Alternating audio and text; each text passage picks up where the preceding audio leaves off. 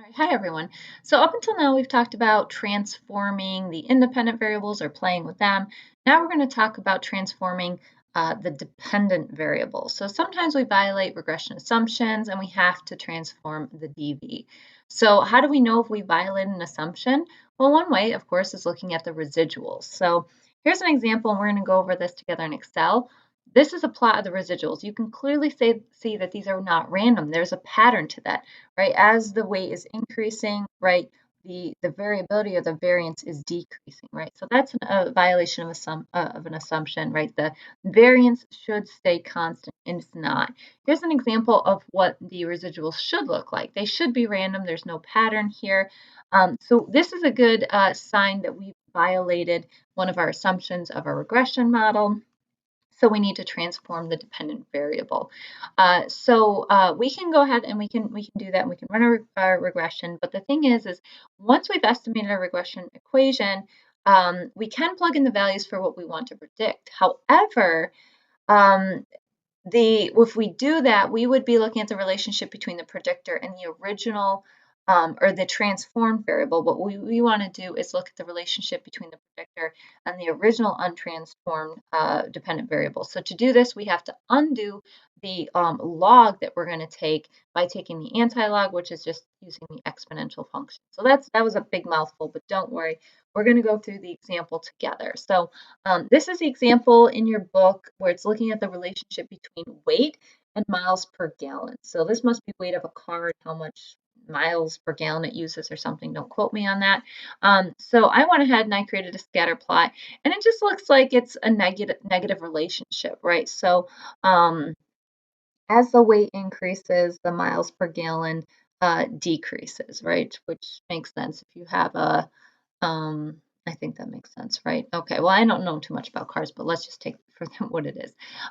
So this doesn't look too bad. So I just went ahead and ran a simple regression, and the R squared looks pretty good. The weight variable is a significant predictor, right? But again, we plotted our residuals and we noticed that there's a problem. So again, this is why it's imperative that we look at our data, not only the original scatter plot, but we look at the residuals, because if we just looked at the scatter plot, it doesn't look like there's too much going on.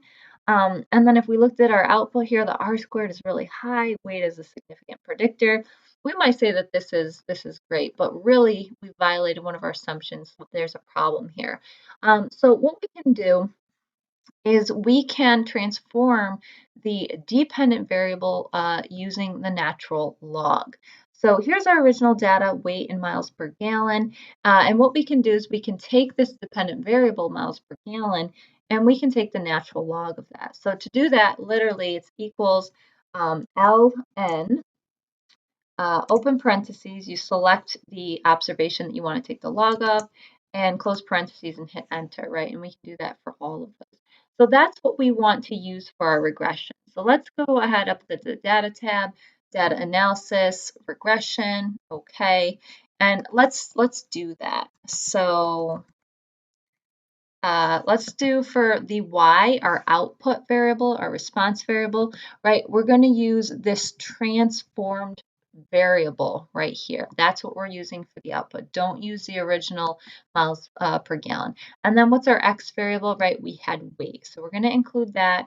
We check labels, output wherever you want it, put the residual plots, and then hit OK. Again, I'm not, because I already have the output here. So notice here the R squared, it went up a little bit from 0.92, 0.93 to about 9495. So it did improve the overall model fit. Weight is still statistically significant. We see the beta estimate did change, which is important because remember, ultimately we care about prediction. So if our coefficient's incorrect, we're going to have a problem. We're not going to have accurate estimates and predictions. So that changed. And then if we look at our residuals, right, they're more or less random. So we're doing a good job. We're in a better direction here with this model over our original. So like I said, again, it's all about prediction. That's really what we care about. So let's say that we want to make a prediction of miles per gallon with a weight of 2,500. So notice we don't have that observation, and that's okay. That's why we use the regression equation so that we can make predictions for observations that we don't have. Right, so to do this, we just plug in our equations. So, right, so equals, what's the intercept, plus the beta coefficient times by the weight that we want to understand. We hit enter and we get 3.7.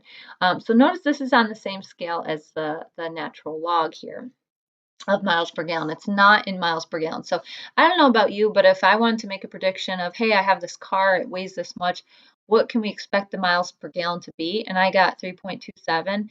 I what do you do with that? I can't interpret that. So remember, we have to put it back in terms of the original units of miles per gallon, right? So we have to unlog it, so to speak. So to do that, we take the anti-log. So really, that's just using the exponential function. So all we're going to do is we're going to undo what we did, that transform using the log. So to undo it, we use the exponential function, which is exp. We select that number that we calculated, the prediction, we hit enter, and we get 26.35, which makes more sense. It's more in line with these values. So that's what it would be. If you had a car that weighed 2,500, the miles per gallon estimate would be about 26.35. So I hope this makes sense. Remember, always look at your data, both visually, look at the plots, the scatter plots, but also the residual plots, and then make sure whenever you're using the natural log, if you're making predictions, make sure you unlog it, right, by using the exponential function. If you have any questions, let me know.